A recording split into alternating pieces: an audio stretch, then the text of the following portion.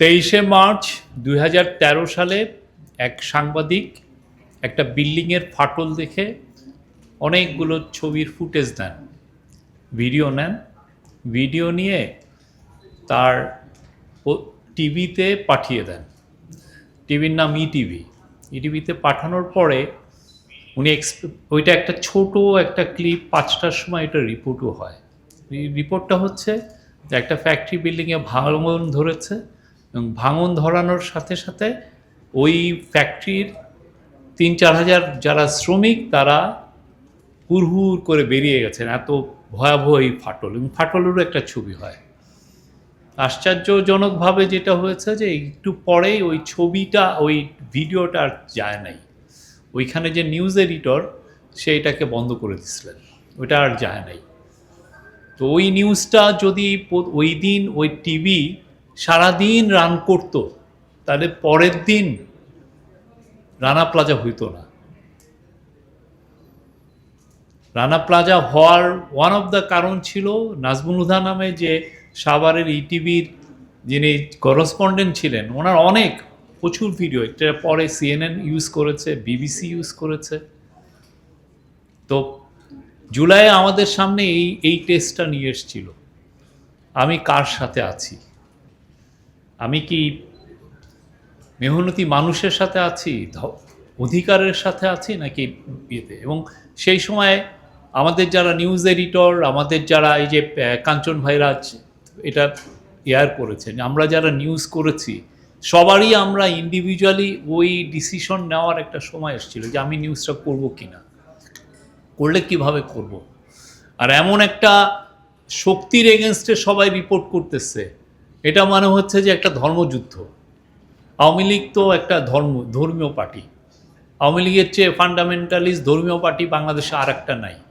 তার এগেনস্টে লেখা মানে হচ্ছে আপনি একটা ধর্মযুদ্ধে নামা, আপনি তার এগেনস্টে বলা মানে আপনি ব্লাসফেমি করা, আপনার মৃত্যুদণ্ড।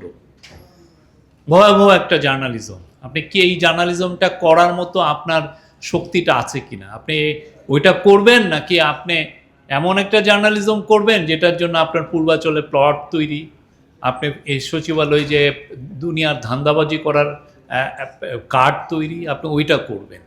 এই যে এই দুইটা স্রোত এসে জুলাইতে কলাইড করছে, করার পরে যেটা হয়েছে, যারা ন্যায়ের পক্ষে ছিল তারা জয় হয়েছে।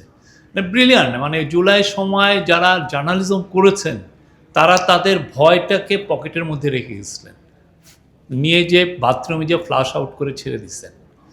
আমি যাদেরকে দেখছি সেই সময়, ইয়াং ছেলে মেয়ে 10,000 টাকা বেতন পায়, বেতনও পায় না। আপনি যে জাহাঙ্গীরনগরের যে ঘটনাটা জাহাঙ্গীরনগর ইউনিভার্সিটির স্টুডেন্টরা করছেন, মেহেদি মামুন, এরা চিন্তাই করা যায় না। তাদেরকে তাদের ভিসি বিট্রে করতেছে, তাদেরকে প্রক্টর বিট্রে করতেছে, সমস্ত টিচাররা বিট্রে করতেছে, তার গুলি খেয়ে পড়ে গেছে। আমি তাদের সাথে রাতে কথাও বলছি, তার সেই জায়গায় রিপোর্ট করছে। ক্যাম্পাসের এমন কোনো জায়গায় নাই যে তারা রিপোর্ট করে নাই, এমন কোনো বিষয় নাই তারা রিপোর্ট করে নাই। যে জার্নালিজম শুধু আমি আপনি করি নাই, আমরা একটা পশ জায়গায় ছিলাম, আমার প্রোটেকশন ছিল। তো যাদের প্রোটেকশন ছিল না, যে মামুন, যে ছেলেটা একদম পাশে থেকে গুলি করা হয়েছে, রোমিও তো মারা যেতে পারতেন, এদের তো প্রোটেকশন ছিল না, পুলিশ মেরে দিল, ওরা মেরে ফেল, কোনো তো নাই। তো এই জার্নালিজমটা, এবং যারা এটা ফুট সোলজার যারা ছিলেন একদম সম্মুখভাগে, এদের সত্যিকার অর্থে তারা কিছু পান নাই। তারা 10,000 টাকা বেতন পেতেন, কিছু পেতেন না। যে ঢাকা টাইমসের যে ছেলেটা মারা গেলেন, তাহির জামান প্রিয়র ফ্যামিলিতে টেনশন শুরু হয়ে গেছিল, উনি ভালো ইনকাম করতে পারতেন না। একইভাবে আপনার যেই ছেলেটা মারা গেছে তুরাব, কয় টাকা পেতেন? একটা করেসপন্ডেন্টকে মফস্বলে যিনি কাজ করেন তাকে কয়টা টাকা দেওয়া হয়? কিন্তু দেখেন কি ব্রিলিয়ান্ট সব কাজ করে হয়েছে। এখন এই যে ডেভিড বার্গম্যান সহ অনেকে যারা যাত্রাবাড়ির কিলিং নিয়ে কাজ করেন, ফ্রান্সিস হ্যারিসন, এরা করলেন, তারা জাস্ট 15 মিনিটের যে একটা করেছে, কি জানো, ডকুমেন্টারি করেছে। ওই ডকুমেন্টারিতে 6,000 ফুটেজ তারাই নিয়ে দেখেছে, ওইখান থেকে কালেক্ট করেছে। মানে তাহলে কি এই ফুটেজটা কারা নিয়েছে? আমাদের যারা সিটিজেন জার্নালিস্ট, আমাদের যারা মাল্টিমিডিয়া জার্নালিস্ট, আমাদের যারা একদম মেহনতি জনতার সাথে দাঁড়িয়ে থেকে যারা জার্নালিজম করছে। আমরা তো এসি রুমে ছিলাম, হয়তো এমন কিছু ডিসিশনে আমরা জড়িত ছিলাম যে জন্য আমার নামটা আসে বা আমার কলিগদের নাম আসে, কিন্তু যারা ওই দাঁড়ায় থেকে প্রতিদিন যাত্রাবাড়িতে, রামপুরাতে, ইয়েতে নাহিদকে যারা ফলো করছেন, লিডারদেরকে যারা ফলো করছেন, যারা কাদেরের থেকে স্লিপ এনে আমাদেরকে দিচ্ছেন, চিন্তাই করা যায় না। মানে কি অবিশ্বাস্য সাহস আমাদের সবার মধ্যে ভর করেছিল। আমরা কাওয়ার্ডদেরকেও দেখছি যারা রাত্রেবেলা এসে বলছেন এরা সন্ত্রাসী, জঙ্গি। মনে মনে আশা, আমি যদি জঙ্গি বলি আর একটা পূর্বাচলের প্লট পাবো। একজন দেখেন সারাদিন ওই যে পূর্বাচলের একটা প্লট পাইছিলেন, ওইটা 7.5 কোটি টাকায় বিক্রি করে সারাদিন টিভিতে যে গল্প বলেন, সারাদিন যায় তার মাস্টার্সকে পদলেহন করেন। তো ওই জার্নালিজম তো ইয়াং ছেলেরা করে নাই, তারা মাঠে ছিল, তারা দাঁড়ায় থেকে ফুটেজ নিচ্ছে, তার মোবাইলকে যুদ্ধের একটা সবচাইতে সর্বোৎকৃষ্ট সে উইপেন বানিয়েছে এবং সে এখন দেখেন পুরো জুলাই, আমি জুলাইকে নিয়ে কোনো ভয় পাই না। কোটি কোটি ফুটেজ, একটা দুইটা নাকি, কার কাছে ফুটেজ নাই? সিটিজেন জার্নালিস্টের কাছে আছে, কার কাছে নাই? আমি আপনি আসলে আমরা পুরো যারা আমরা ইস্টাবলিশ মিডিয়াতে ছিলাম, আমরা একদম নগণ্য মানুষ। আমাদের তেমন আমরা বলি হ্যাঁ ইন্টারনেটের সময় হইছে, কিন্তু যারা কালেক্ট করছে নিউজ, একদমই এই যে আর্মি অফ রিপোর্টার্স, এদের যে মানে এই বিদেশে একটা আছে যে মানে একটা মাউসোলিয়াম অফ আননোন সোলজার, মানে এই যে জুলাইয়ের পুরো সবাইকে যদি একটা মাউসোলিয়াম অফ আননোন জার্নালিস্ট যিনি দাঁড়ায় থেকে এই ফুটেজগুলো নিচ্ছেন। একদিন নূর এসে আমাকে বলতেছেন, ভাই নূর এখন নাহিদের সাথে কাজ করেন, উনি নিয়ে আসছেন কি ফুটেজ, উনি নিয়ে আসছেন হচ্ছে আর্মির অফিসার, আর্মি না বিজিবির একটা টপ অফিসার গুলি করতেছে ইয়েতে।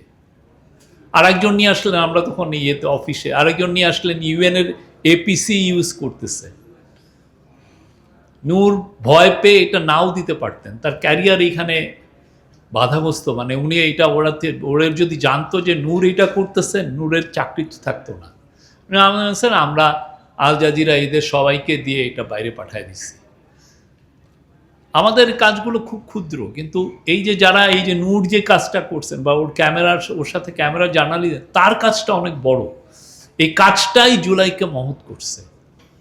একটা দুইটা না তো, প্রত্যেকটা ক্যাম্পাসে। আপনি কুমিল্লা ইউনিভার্সিটিতে যান, ওরা দুইটা নিজেরা ডকুমেন্টারি করছে। আপনি জাহাঙ্গীরনগর ইউনিভার্সিটিতে যান, ওরা কয়টা ইসলামী ইউনিভার্সিটিতে যান, ওরা ভিডিও করছে। প্রত্যেকটা জায়গায় এই যে কাজগুলো তুলে ধরছে, এমন সব জার্নালিস্ট হয়তো 1 টাকাও বেতন পায় না, মাথায় হয়তো একটা পেলেট গুলি খাইছে, চোখ হয়তো অন্ধ হয়ে গেছে, প্রায় অন্ধের মতো, সে কোনোদিন এসে ক্রেডিটও নিতে চাচ্ছে না। জুলাই একটা মানে বাংলাদেশের ইতিহাসে এর চেয়ে মহত্তম আন্দোলন 71-এর পরে আমি তো দেখি নাই, এবং এটা সব সাকসেসফুল করছেন আমরা সবাই। কেন আমি আপনি লিজেন্ড বাজে কথা, সবচেয়ে বড় যে কাজটা করছেন, যারা একদম পুলিশের সামনে দাঁড়িয়ে থেকে তার ছোট একটা মোবাইল, খুব হাই রেজুলেশনের ভিডিও হয় না, সেটা নিয়ে যারা এই ভিডিওগুলো নিছেন, পুলিশের সামনে হাসপাতালগুলোর মধ্যে ঢুকে গেছেন আননোন হিসেবে, থরে থরে লাশ তারা নিছেন, আবার ওইখানে দাঁড়িয়ে থেকে রক্তও দিছেন। এরা হচ্ছে এরাই জুলাইকে মহৎ করে দিছে। আর বাকিগুলো তো সবাই মিলে দাঁড়িয়ে গেছে।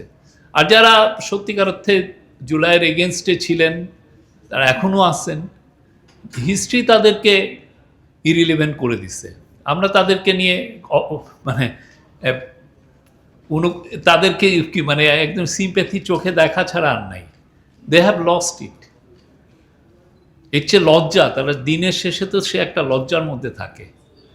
তার ভয়েস কারার আমার কোনো দরকার নেই, সে তার মতো কথা বলুক, তো আমরা জানি he lost it, is a beaten man. সে তার পূর্বাচলের মাটি চিবায় চিবায় খাক, হ্যাঁ, তার যে পার্টি করতো তাই পার্টির লিডারদেরকে আলাইসাল্লাম বানায় রাখুক, অসুবিধা নাই। তাকে সত্যিকার অর্থে সোশ্যালি তারে ইগনোর করো, তারে জাস্ট সোশ্যালি ইগনোর করেন, কিন্তু তার ভয়েস করার পক্ষপাতী আমরা না। বাংলাদেশ ডেমোক্রেটিক আছে, ডেমোক্রেটিক থাকুক, সব ভয়েসকে নিয়েই আমরা বড় হব। আর আমরা সত্যিকার অর্থে ওই জার্নালিস্টদেরকে আমরা সবসময় স্যালুট দিব যারা পাশে দাঁড়িয়ে থেকে তার পাশ দিয়ে গুলি হচ্ছে, যে জুলাইয়ের ভয়ঙ্কর দিনগুলোর লিপিবদ্ধ করেছেন।